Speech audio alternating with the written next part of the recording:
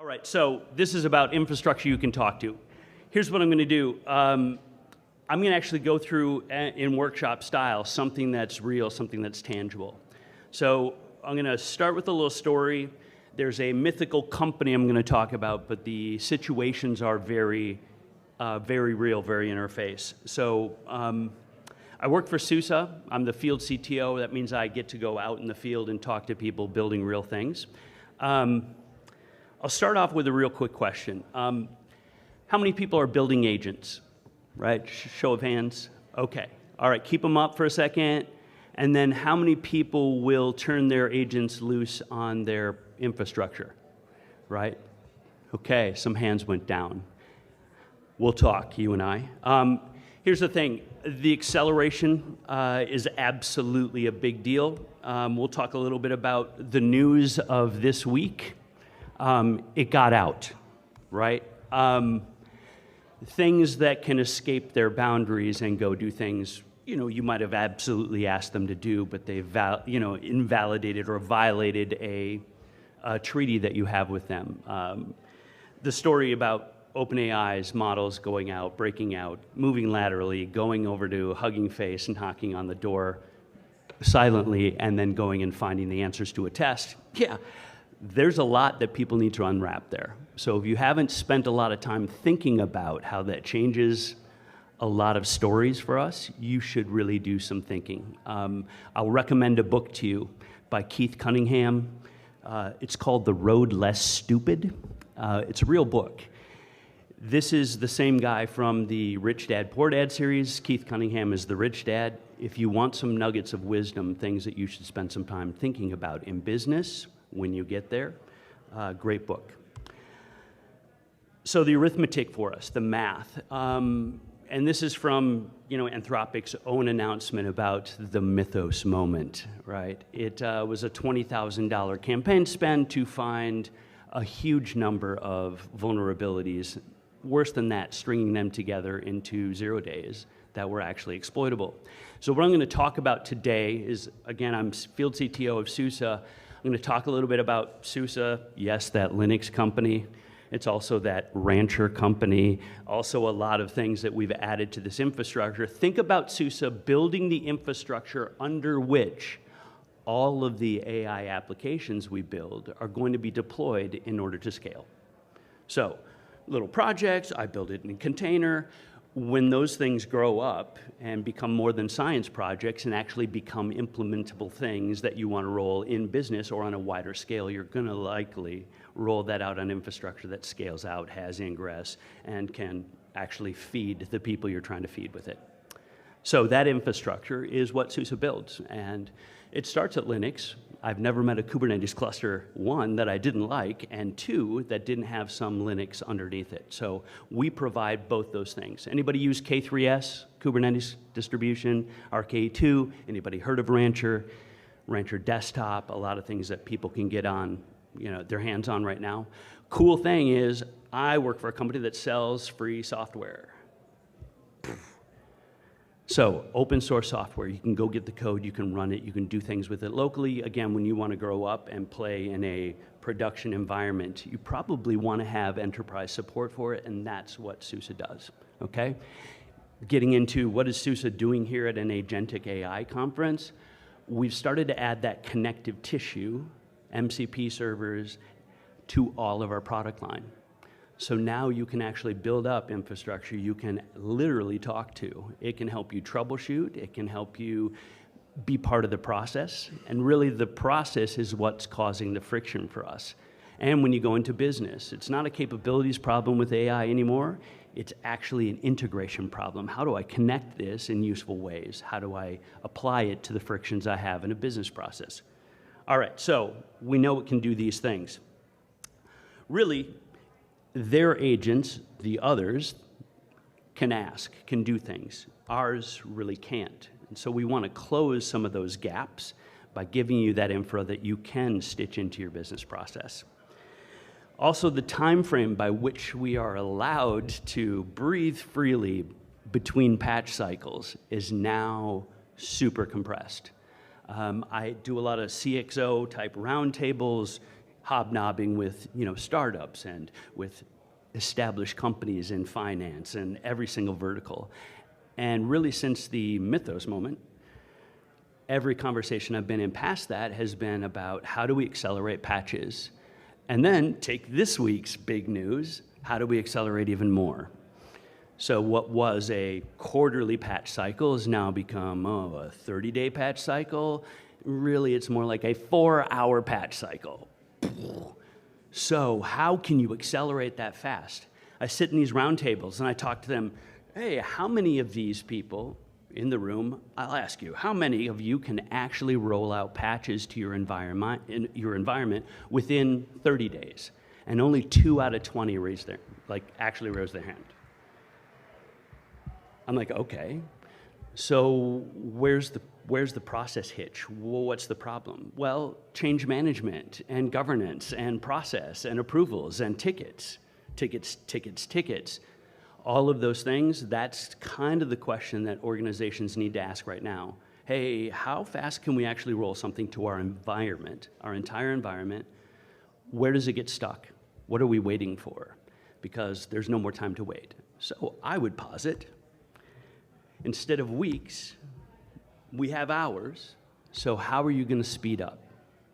Let me introduce you to a few personas at Meridian Insurance, this imaginary thing, but these are all very tractable, real problems for these type of people. So the CISO, right, the Chief Information Security Officer, they're the ones that have to sign off. They're the ones that are accountable, responsible for the security.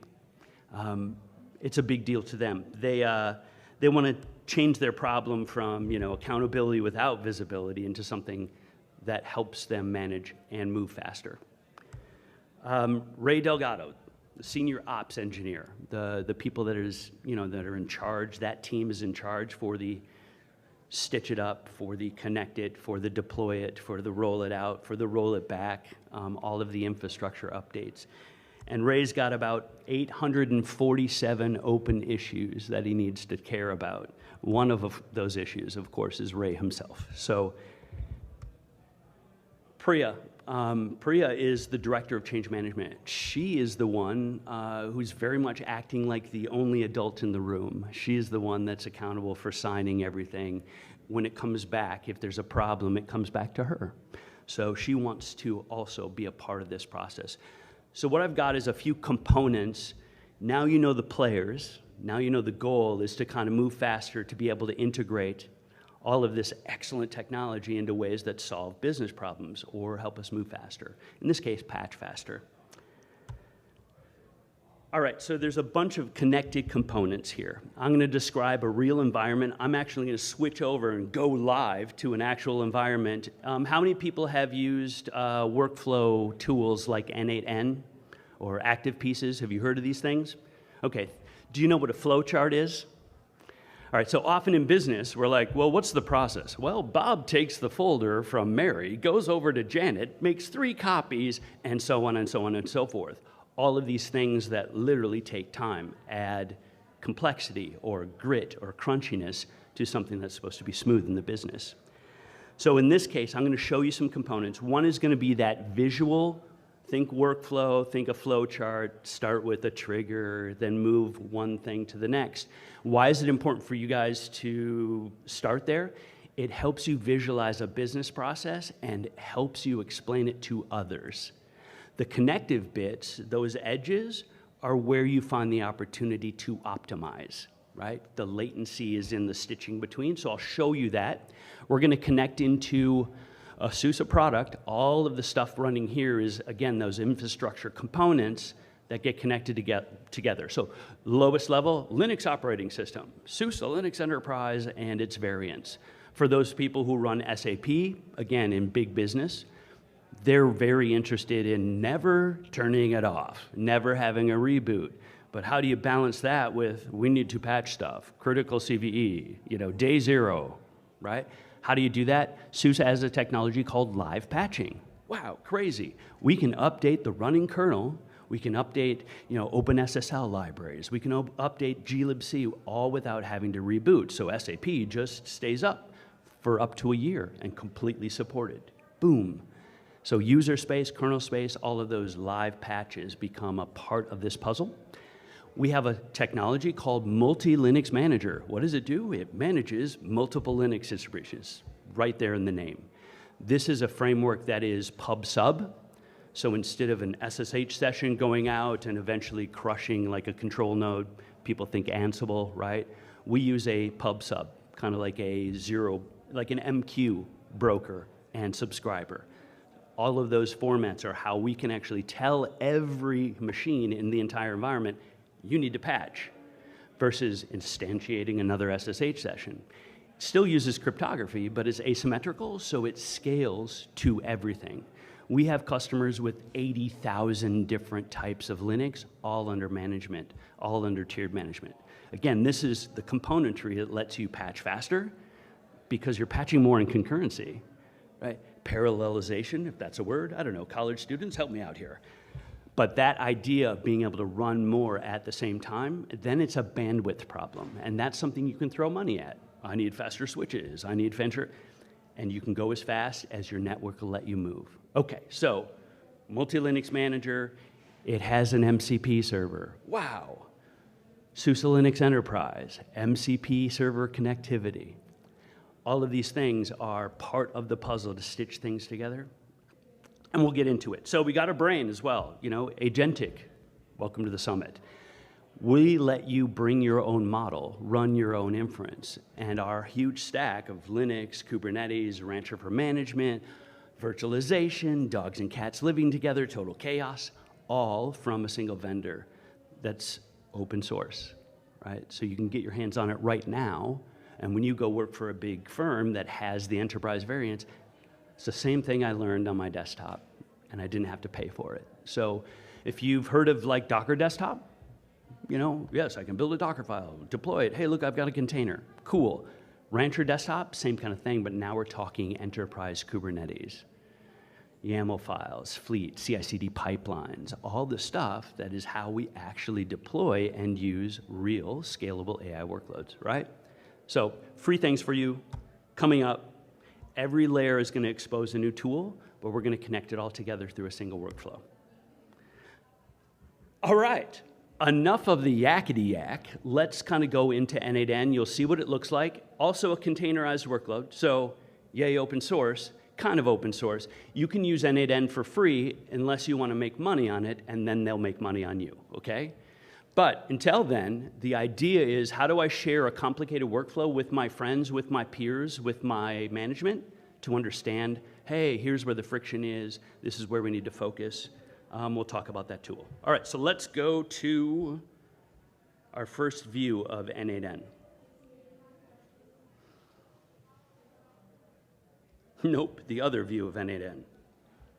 The other view. I'll get this, it's just computering. All right. Let's open up the first act here. This is largely the empty canvas of N8N. When you start it, you kind of have just a work service. So think about where you would want to start with the workflow, you know, in like flowchart speak, right? The big box at the beginning that says start here, that's where we're at. So a trigger is going to start something. A trigger could be a time-based trigger. It could be a webhook trigger. It could be anything that starts this flow or this process together. So these triggers, I can click it manually. All it's going to do is really start the flow down this pipe. And as I want to add nodes to it, in this case, what we're going to put in is a config bucket first that defines the URLs, the targets, and puts them into variable format that can pass all along the chain, and that'll pull it up from environment variables. That's a great way to not give everybody my tokens, my secrets, my what have you, API keys. So we'll start out with just the manual trigger, and what that looks like. Again, I can execute it. I clicked the button, it's done. Again, this just starts the flow. What's nice is now you connect things. So they call these a node, and this is kind of the edge connection. So let's go on to the next step. I get it, triggers. I can put in a time trigger. How many people use Gmail? Okay. How many people use Google Docs as part of that? Like, so you're in that ecosystem. How many people use Teams, Microsoft? Okay, so use that ecosystem. What's really cool, your triggers could be emails. So let's say you're in the Google, so I can connect it to all of these different types of triggers. Somebody drops a doc into a folder, somebody makes an update, somebody sends an email, a calendar came in. Think of all the things that we would do normally, building agents as triggers, and they're all in here as little pre-built nodes, right? You have to provide the credentials, the hooks, again, the stuff that you would hide in a config, but you get the picture, right? Inputs and outputs. On that big architecture, the big square with all the little, hey, look, a brain and a blah, blah, blah, we're gonna hook it to Slack, right? Because it's fast and it's easy. I was gonna do Telegram, Botfather and all that, but let your mind go wild. The nodes are in here. Okay, next. Let's go to Act 1. Dana. All right, so here's the config, right? Again, in here, I'll show you what it is. You see all of these kind of JSON tags, all of these things defining the URLs. It's pulling those out of environment variables that I have on the runners in the back end. So a way, again, to obfuscate the secrets.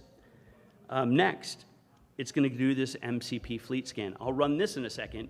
This one is actually going to hit the MCP server, which is part of that multi-Linux manager, to talk to all the Linux boxes that are under management.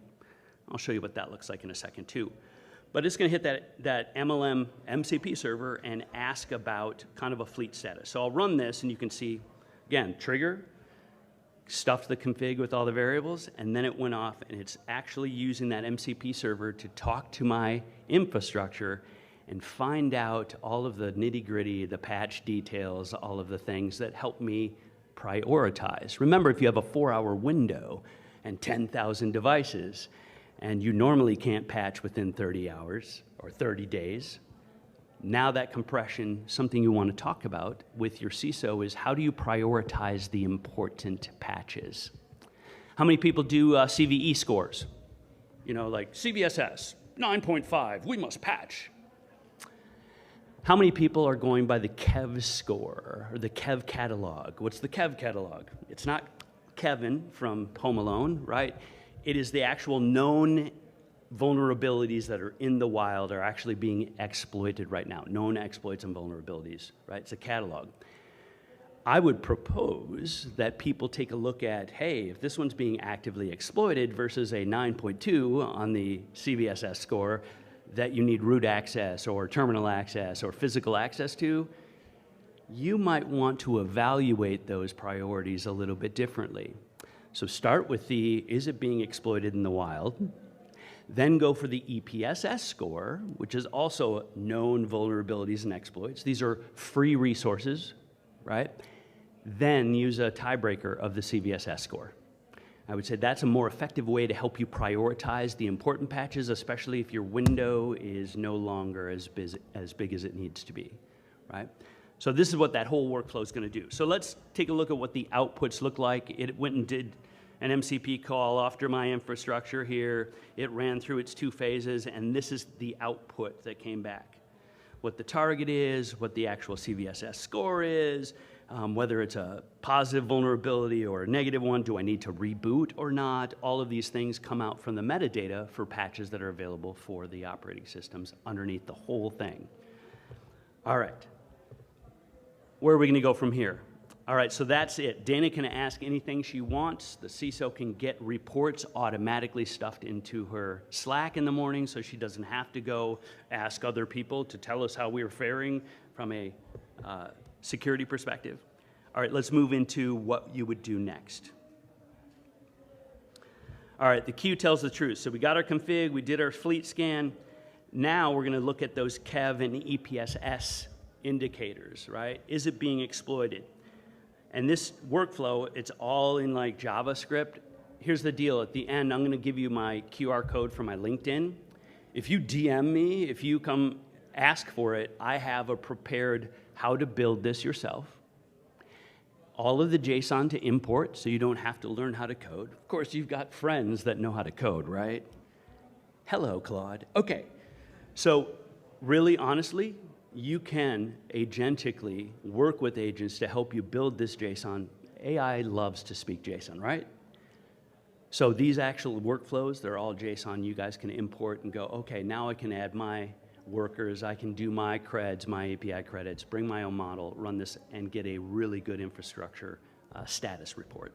All right, so let's run this one. It's going to re-rate all these, and then it's going to prioritize them by P0 through 3. P0 being actually the highest priority, 0, highest priority.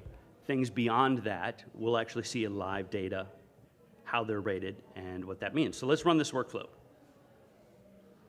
All right, again, it's asking the MCP server for MLM, the multi-Linux manager, the Linux estate, hey, what's going on with patches? And then it's going to prioritize them. And then at the end, again, your output, after pulling all the inputs and outputs, chaining them together, it's giving me an honest report. The last piece would be to send it somewhere, right? I can find it. It's great. I can read JSON. Don't prefer it. So the last part of it is taking all of this information and wrapping it into a process that gets it all done for you, a full pipeline. And then at the end here, you'll see this post-CISO, GoDeck, and the post-ops runbook. This is all formatting that will, again, go off to a large language model. I'm going to use locally, Qwen 3.6, 35B, Jarvis. Probably haven't heard of that model. It's something I'm doing on the side.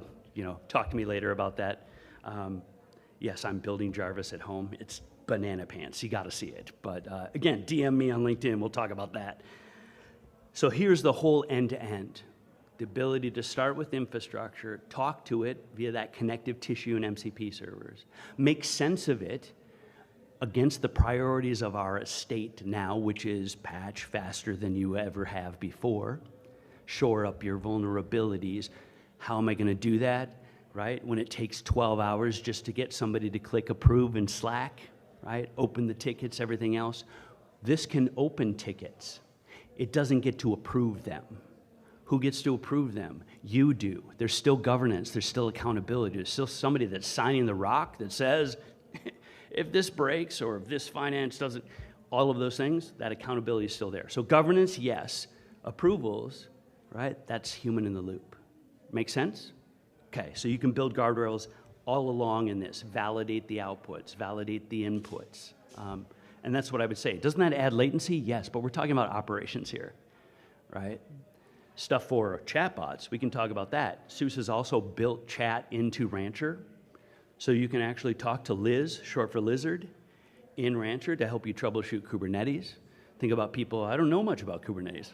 Don't worry. You've got an agent built into the infrastructure that's teaching you how to use the infrastructure. Inception. Okay, let's run this whole thing from end to end.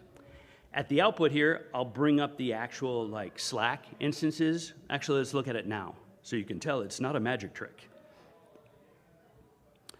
All right, so I've got Slack. I've got a couple of different private channels. One is for the CISO, okay? So here you can see what kind of daily reports they get. This is great. You can actually do the summaries, drop it in their inbox. They know what's going on without having to ask somebody. Really cool, right? These tickets have been opened already. They're subject to approval, blah, blah, blah. We'll see the whole approval right in Slack. You can do that. All right. Here's the ops channel. So this is the run book. Hey, these are the most important patches of the day kind of thing. So now let's run it, and you can see end-to-end what it looks like. The crazy thing is, I do have a boat ton of patches that I haven't applied. I built some machines right from the ISO and haven't patched them, but I register them with them, the infrastructure. So this is probably, if I click approve, is actually going to start patching all the servers. It'll actually tell me which ones need a reboot afterwards. It'll actually tell me which ones I can get away with live patching. Uh-oh. That's not good. The build blocks. All right, instead of me typing and troubleshooting in real time, what I'll do is I'll just pull one, I'll do the cooking show. Pretend I'm Julia Childs. It's just a flesh wound. All right, wrong Julia Childs. Let's pull up one that's built end to end, so. All right, don't fail me now. Oh, and here's one of those triggers that's timed too, right? Every 6 a.m. every morning. All right, so we'll run end to end. it's really doing work.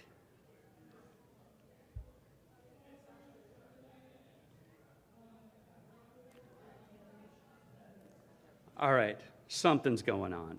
Let me give you an example of what the output's supposed to look like. So here you can see it gave me a patch set and would prompt me for approvals. I went back and gave it an approval. It also has ownership because I'm logged in and I clicked approve at me. So accountability, right? You can tell when the approvals were done. You have that naturally built into your workflow and your messaging system.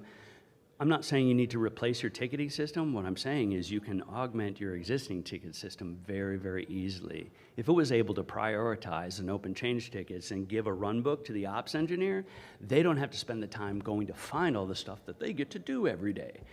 They're kind of told, here are the priorities of the day, and the CISO already knows you're doing this. The change management tickets have already been opened. I'd also posit that we need to take a look when we get into enterprise environments. Are there things that are frictions that add a bunch of time? Are there pre-approvals we can do? Have we built a test harness that can help us deploy patches in development, see if there's any hard problems that we need to back out before we push the next approval to go into production? I'll give you a sneak peek at some of the back-end stuff I have here, the SUSE manager. And then we'll have some question and answer time. And how are we doing on time yet? Because I think the question and answer period is a lot of fun for people that, we're doing great. I talk fast. I can slow down a little bit. But let me show you the MLM server and the Rancher server. Let's do this. Private infrastructure.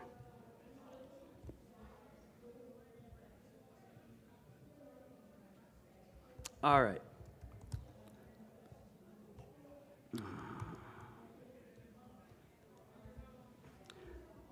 CVE audits, the systems. So I have a few different systems. They're all in need of patches. Some SAP system. Again, it's different channel set for that particular distribution. I've got a CentOS in here. I think I had at one point. Yeah, I've got my own local inference running on SUSE AI. So that is, again, a node of infrastructure with the platform above it, but all specialized around GPUs so that you can tag your workloads as needing a GPU. The orchestrator, Kubernetes, will go find those nodes with GPUs and off to the races. So again, reducing friction. So here, in Rancher, I have an actual MLM MCP server deployed. So that's running as a container in a Kubernetes environment. Let's see if I can go to that real quick.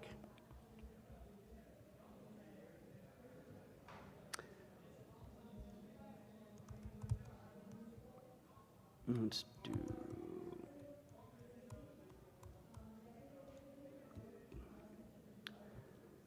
Rancher Prime is for people who have Kubernetes, usually more than one Kubernetes. So it is the great equalizer. It allows companies who are doing Kubernetes in one hyperscaler or on-prem or on their laptop to be able to unify the same experience, the same deployment. Think like Terraform, but the universal equalizer lets you then move that same infrastructure decisions, those same application rollouts, that same GitOps, CI/CD pipeline to any target. What do we call that? Leverage, right? Leverage. So if I can deploy the same way to any hyperscaler, no offense to any hyperscalers, you best compete, right? You best compete on price. You best compete on available services. Because if I can choose where to deploy it, even on-prem, and have that same DevOps experience, like same, that again is a real reduction in friction, right? I can deploy it anywhere. Okay, so this is Rancher. Built into Rancher, we have we've extended this for agentic capabilities. We added Liz, again, short for lizard. So you can actually kick up a panel here and it follows your context around through your clusters. So you're in a particular cluster, like here's the local cluster. I also have a harvester cluster, so I can do virtual machines as containers. Again, dogs and cats living together, total chaos. It's awesome. being able to define your VMs as code, your code as code, your containers as code, your infra as code, and be able to orchestrate all that in a version capture like GitHub and deploy that automatically. Great stuff. So if I had any events, bad ones, which I don't appear to have, I could actually click on those and say, hey, Liz, can you help me contextually figure this out? So let's just go find a pod or something else. Let's go. And let's search for that MCP server. Here's one for Harvester, here's one for MLM. So this is the actual connectivity that is giving all the connections off to and tools for an agent to go talk to my Linux management infrastructure. So I can ask Liz about it. It's running, it's not gonna have too many problems, but again, the context automatically fills in. It's in this particular cluster, the local cluster, it's in the AI agent system namespace, and then here's the actual workload that it's looking to give me information about. So talks all about an action plan, you know, this and that, gives me some actual information. Say I'm a new Kubernetes user or coming up into this orchestrator that is brand new. Now I can talk to my infrastructure, and my infrastructure will help me with the infrastructure. So it's kind of built-in help that is absolutely the context of your job and what you're doing. Very, very cool. And extensible. So say you are buying versus building your own inference. So you can go into and configure this. Again, this is all open source, free like a puppy. Have you ever heard that term? Somebody's got to walk it, somebody's got to feed it, somebody's got to pick up the poo. So in terms of when you go production or you go enterprise with this, you call SUSE and we help you. Oh, the code's broken, we fix it for you. Oh, you need patches? Here they are. There's also, for academia, like how do I get my hands on it? Again, that Rancher desktop, if you've used like Docker desktop, boom. Rancher desktop gives you this experience that you would find in enterprise, in academic situations, on my laptop while I haven't even graduated and entered the workforce yet. So we're trying to prime that pump to give universal access, right? So people have the experience that they're gonna find when they go into a big customer or a big enterprise. So local inference, sure, I can do a Llama locally. So if I had a MacBook, I could run a Llama, grab a model, point to it, build these workloads, and again, that inference is all tunable and local. If I have credentials for, you know, OpenAI or a OpenAI flavored endpoint like in Azure or something like that, or Gemini or Bedrock, et cetera, et cetera. So you can hook up and bring your own model, right? Again, when somebody else has the on-off switch, fable, and you're building some solutions, this is why sovereign and private AI, it really makes sense. When you can run GLM 5.2 and figure out why somebody and what people are hacking you in real time, like Hugging Face, that's a big deal, being able to run things locally. Anyway, sovereign AI, talk to us at the SUSE booth about it. It's a big deal, and I think it's becoming a bigger deal. If you don't think so, you might want to have another think. There's a lot of stuff going on that is critically important for us to understand how things are changing. All right, so infrastructure you can talk to. Let's hop back over and make sure I've gotten to all the crunchy parts on the slides, but I'd love to, again, kind of ask you where you're at in your journey. All right, so those are the components we stitched together, not super elegantly, showing time compression, of course, right? All right, again, some good takeaways for everybody here, right? Reads are free.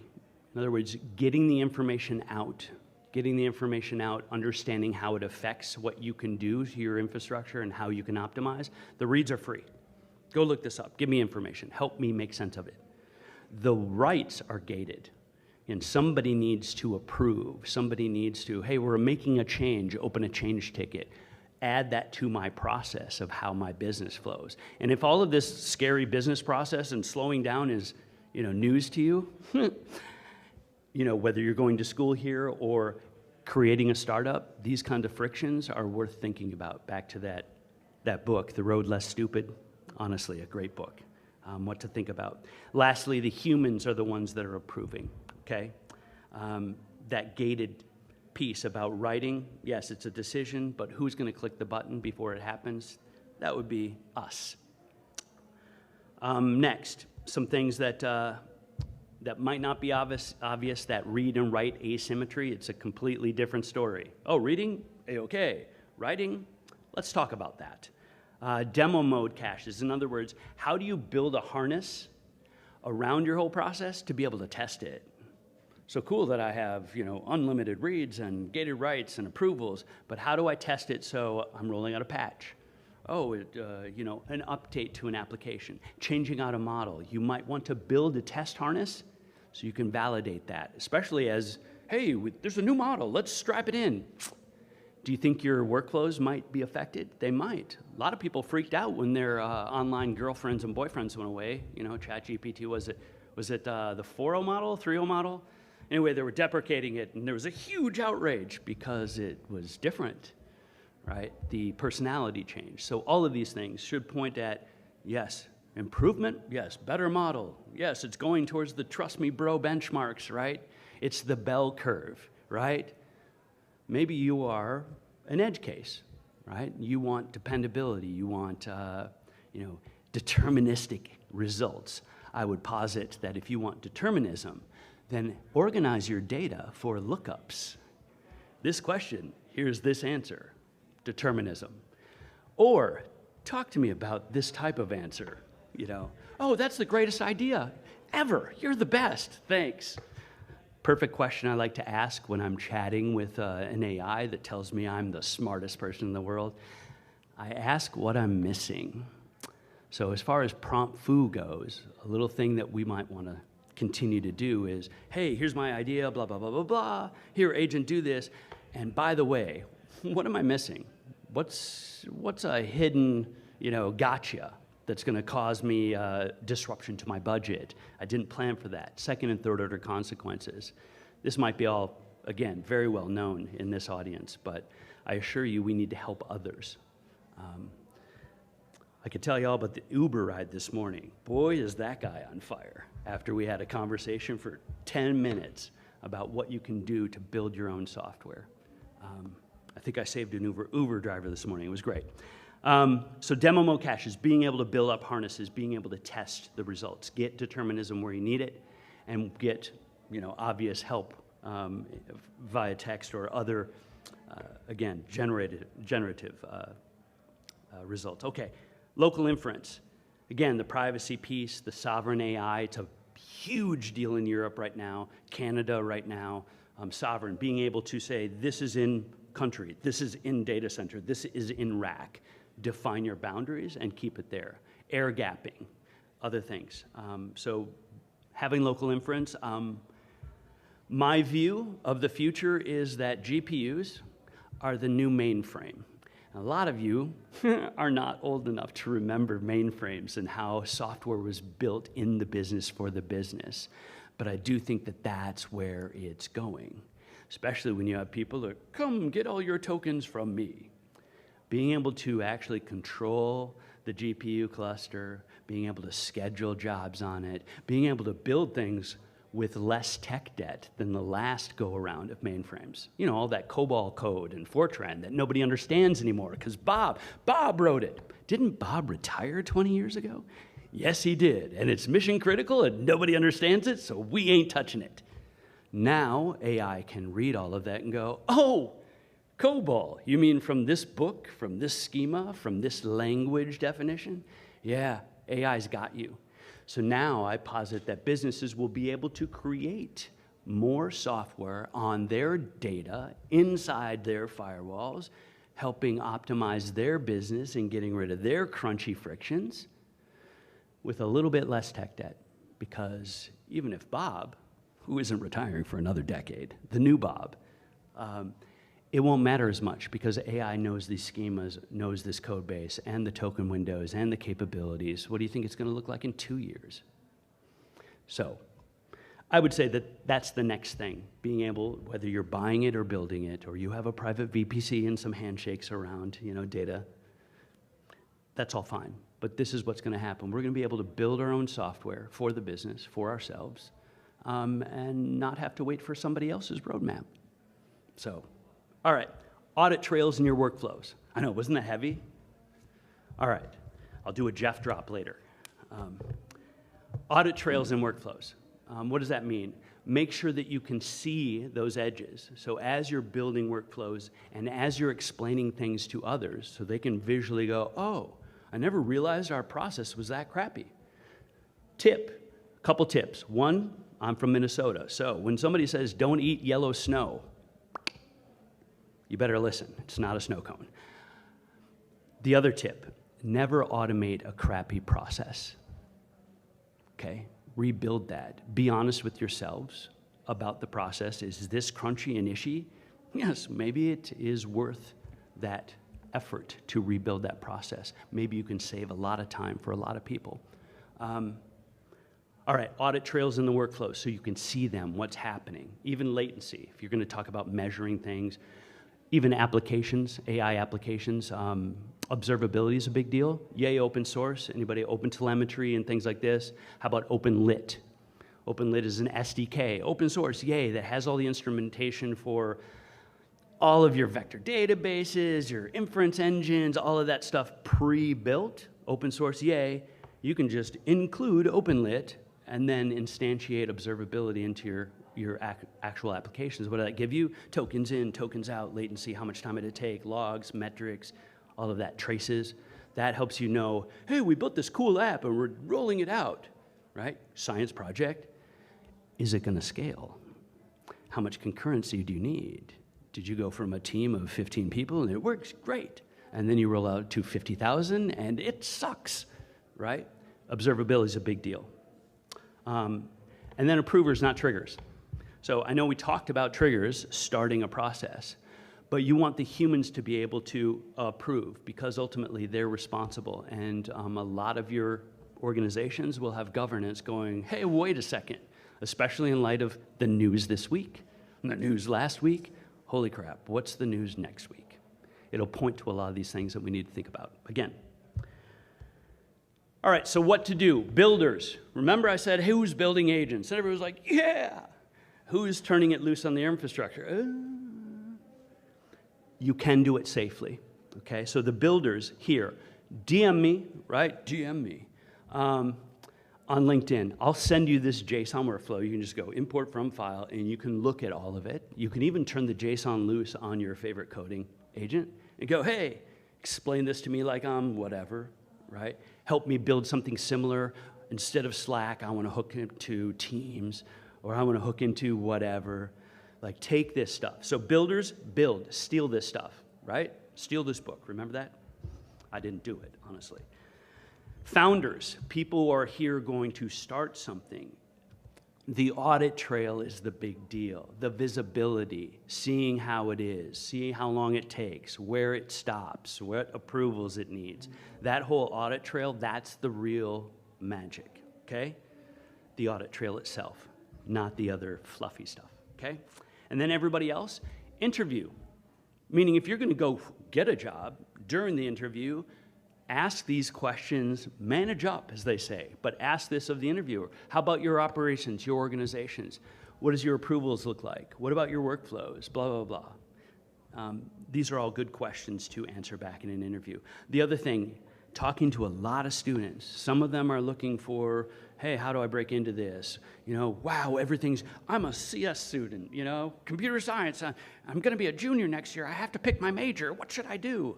In light of all the things that are happening, I would posit that people wanting to get into the job market have a portfolio. Just like, you know, anybody, friends that are graphic artists, you know, the big zipper thing, the portfolio. Look at all my sketches, right?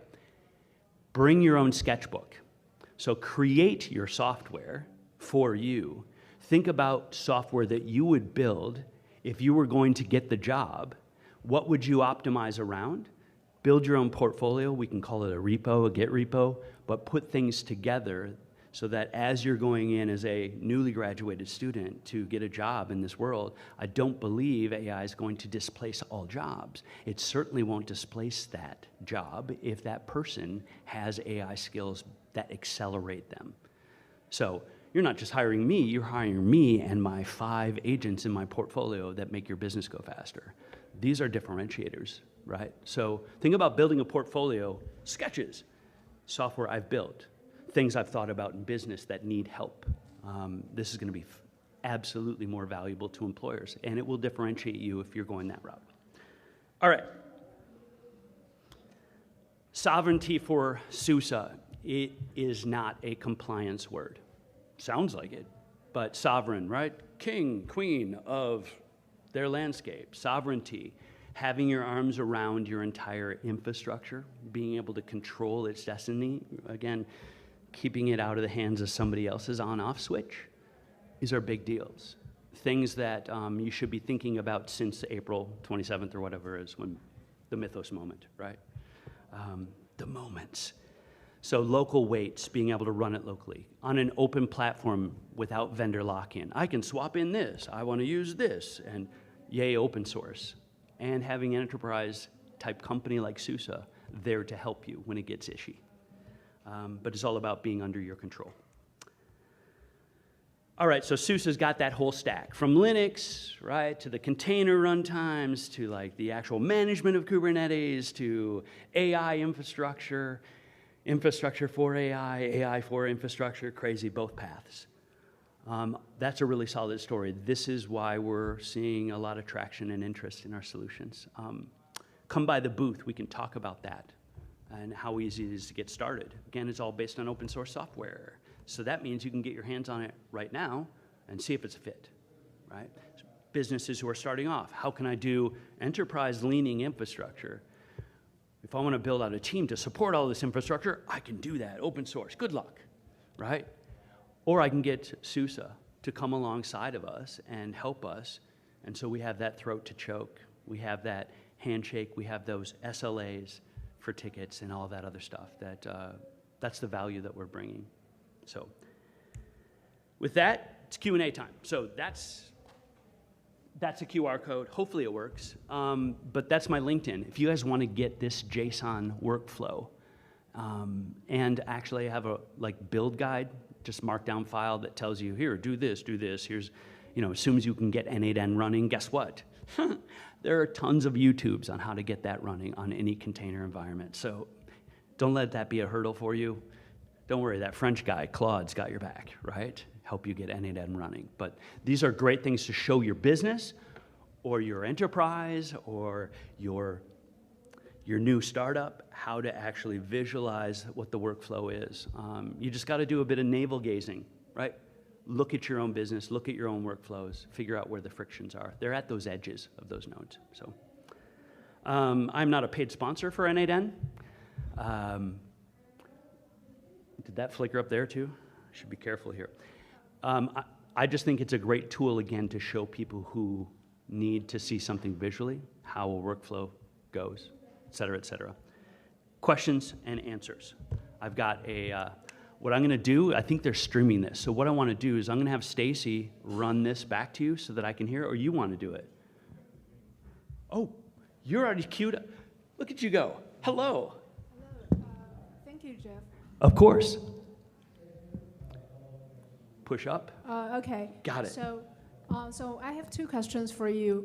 First question is, you give the example about the live patch. Yes. I want to understand that more scenarios that it will work. For example, what scenarios do you think that this agentic AI will be best option for it? Yeah. And how it can solve the real enterprise problems?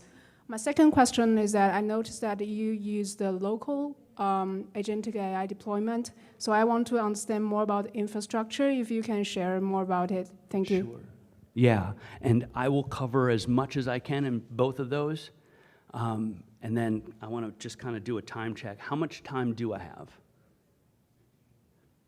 Okay, I have no shortage of words. I just want to be nice to you. So let's talk first about live patching, okay? I'll give a little bit of technical grit to it, like here's how it works. But the idea is that in a Linux operating system, the kernel and all of the functions that get written, all of the drivers, all of the bits and bobs that make up the Linux operating system, there is a 2-byte or 4-byte header that's blank. It is put there at the beginning of all these functions with a big hole where you can put a detour sign in, Okay, non-technical explanation, but a little place so that through a process called rep pollining, you can actually install a package like RPM, like you're installing the new kernel. But in order for it to take effect normally, you would have to reboot, so it reloads all of those modules and all those fixes, right? With this detour sign and the act of rep pollining, which is kind of like a trampoline, it just puts in a little, I know I better stop it, getting too excited. It puts in a little detour sign. The next call to that function is going to hit the detour sign and go over to a new memory space where the new function has been put in place, live, without restarting. So any services that depend on that particular library or that function, they'll go and like, I need to do blah, blah, blah, K-write or whatever, hits that detour sign, goes over to the new one, and it processes in a patched way without actually having to reboot. Why does that make sense in the enterprise? Let me give you an example like SAP, okay? Big enterprise software. Typically when people are putting in SAP for their business is in SAP. Even on the weekend. Well, we can't turn it off. We can't reboot. We're running the books on the weekend. We're running payroll. We're running blah, blah, blah. Whatever, all of the modules that are SAP, right? Yeah, they've got it in there, yeah. Right? German company. I know how to speak German, right? Yeah. The reason that's important is if you can't reboot your business because it takes the business down, right? What SUSE has done around live patching is say, hey, we got you for up to a year. And in most cases, people are doing their annual drills or something, they're planning for an outage. And if they can't bring the business down, SAP in this case, or other mission-critical services, patching them is a great option. What about those live patches that don't exist for a process or something that isn't qualified for live patching? Not everything gets live patches, by the way. In that case, we have, again, that package repository, MLM, things like that. In SUSE, I'll just speak about SUSE operating systems, we have ButterFS or BTRFS. It is a snapshot-based or an overlay file system. So anytime you're installing anything, it takes a snapshot, an overlay snapshot of the whole thing, and does one afterward. So snapshot before, install stuff, going all over the file system, and then a snapshot afterwards. Even for people developing applications, they can get a real inventory of, here's the packages we installed, and you can see all the changes across the operating system, so you can roll them back. So we got that covered. What about those things, oh, I installed a library that was a dependency of another library, you know, patch your kernel once or twice, you know, that's Linux, right? And everybody, yeah. Sorry, we'll talk about the supervillains later, but the idea here is that all of these components mixed together, Zipper is our package manager. If you install packages that had a dependency, you can go zipper ps-s. What does that do? It shows you all the services that have had modified files. So instead of rebooting, you might not need a reboot, but you'll be able to restart those services that were dependencies. And you can do that in an orchestrated fashion too, right? See step one, automation, infrastructure you can talk to. So you can get some really cool workflows and use cases and automation and approvals all with that. All right, so that was pretty good for question one, right? Question two was, again, your second part. Local deployments. Okay, the infrastructure, and what does it look like? So SUSE has all of the components. When I'm running it locally, I have SUSE Linux Enterprise. It takes care of all of the GPU drivers at the operating system level. So, hey, handles all that NVIDIA crap. And let me tell you, there's like, how do you get the CUDA versions? How do you get the kernel versions? Like, all of that stuff, you know, it can be painful. We have an easy button for that. So the OS handles that deployment. Then we go up a level. We put in a platform, Kubernetes, right? This is for orchestration of workload deployments, containers, right? We have methods to automate that deployment as well. As part of SUSE AI Factory, it's the OS, it's that Kubernetes platform, it's Rancher as a management interface, it's all of that agentic stuff that we built in, Liz and everything else, and the components for NVIDIA's NVAE enterprise embedded into SUSE AI Factory, so you can get the components to build applications yourself. Here's what I would recommend for people who want to build applications around AI. Get a better base container. If you have people that are, I just threw up a version of Alpine and blah, blah, blah, go look at how many CVEs are in the latest version of Alpine. You'll be disappointed. SUSE has a whole come get free base container image, like free to redeploy, whether that's Node.js or Python or whatever language you're coding in, you can get clean, up-to-date base container images that you can reuse. We just want you to start from a solid foundation, right? We take security all the way seriously. Plus, we have a private registry based on Harbor, right, that we provide actual enterprise support on. Plus, we have an application catalog that gives you all the CISO information, all of, like, you know, again, the bill of materials, secure bill of materials, SALSA, you know, all of the DX format, like all the stuff that the CISO needs to say, yes, we're compliant, here's our rough and shiny edges. All of that stuff is built in. So yeah, it's a full ecosystem that can run entirely air-gapped, right? Deployed air-gapped. All of this integration, whether it's edge to data center, we have all of the different variation themes. So K3S, anybody use that? It's a single Kubernetes binary that's like this big, less than a gig, runs on Raspberry Pis even.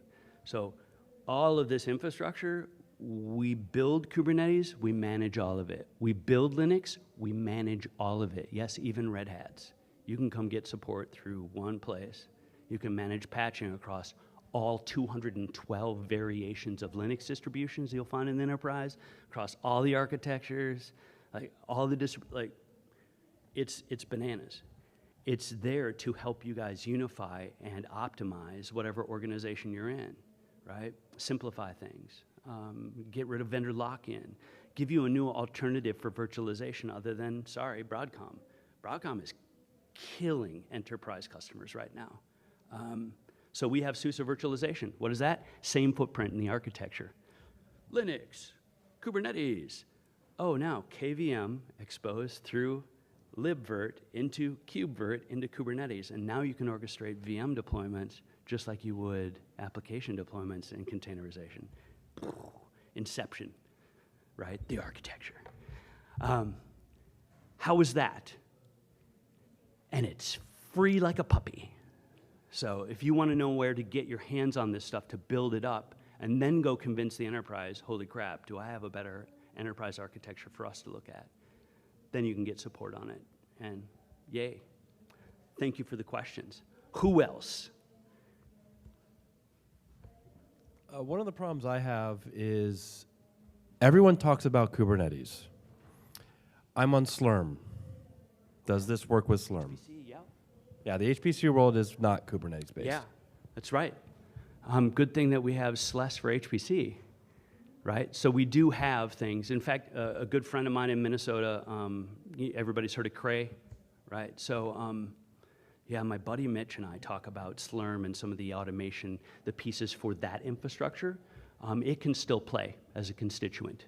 And we do have a specific build of SUSE Linux Enterprise Server that is specifically around HPC, has support for Slurm and some other frameworks for deployment and management at that level. If you would like, let's talk later, and yeah, we can just have good conversations. Was there anything crunchy and hard that, you know, I know you don't use Kubernetes yet, but there are some frameworks and some similarities that still, it's all about being able to deploy the application or the long-running workload and manage it. So we have solutions there too. It's a good question. Thank you. Who else? Over here. Awesome.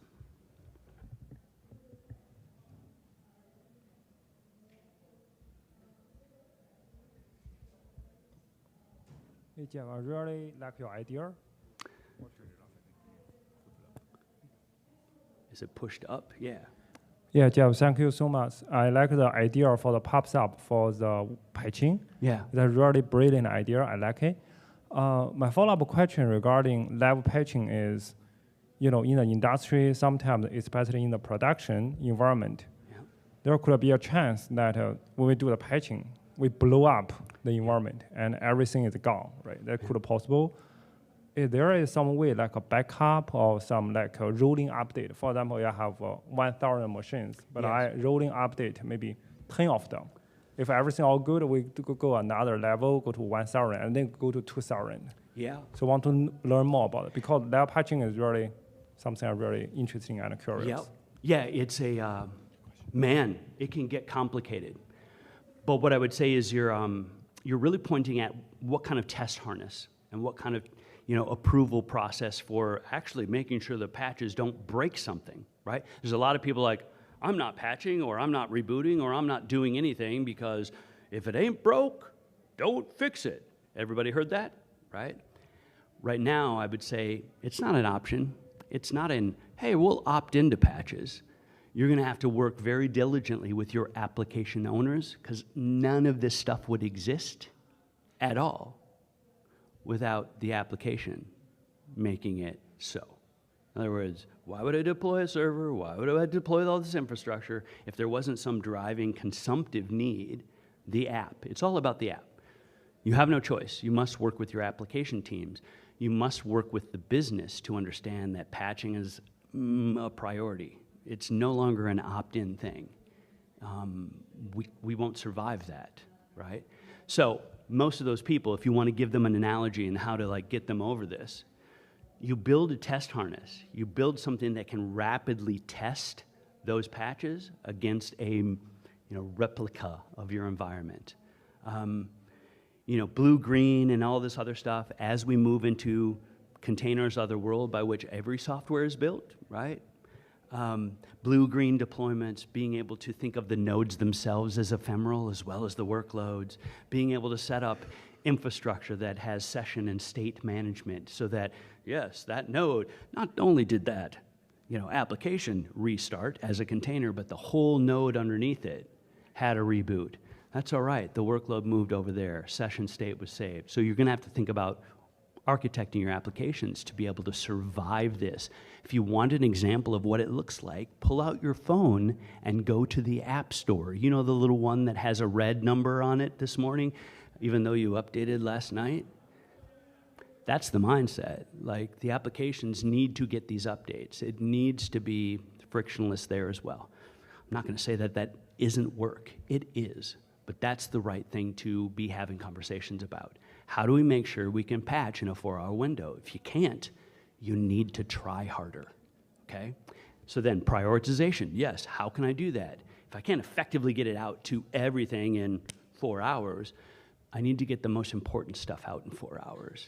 How do I prioritize? And that was how I posited, look at these other publicly available sources that help you, oh, that one's actually being exploited. It's only a 6.5 CVSS score, but it's being exploited everywhere. And I have 10 hosts that I can identify immediately that need that patch, right? This is the infrastructure I can talk to kind of benefit. I can see the nodes.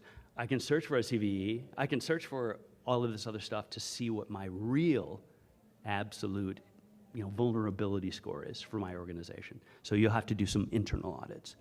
The other part, live patching, yes. And that's just one piece of the puzzle. Several tools to get it done, okay? Come talk to me later. We'll talk all about any of the things that I didn't answer because I shotgun a lot. What else? Anyone else? I'm really not that scary. Could switch in and talk about music instead, All right.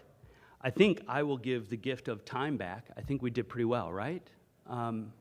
I really appreciate the questions, really appreciate the attention. I know it's really hard, when people have somebody that's not a dynamic speaker. Every time I jump around up here, things disconnect. So I had to really tone it down. But if you want to come talk to us more about, how to benefit from these open solutions, right? This stuff that doesn't have to cost you an arm and a leg, gives you the position to be able to think broader about the problems. I love talking to people, right? So come see me. Come see us, right? Thanks, Stacy. Thanks, everybody. Appreciate your time today.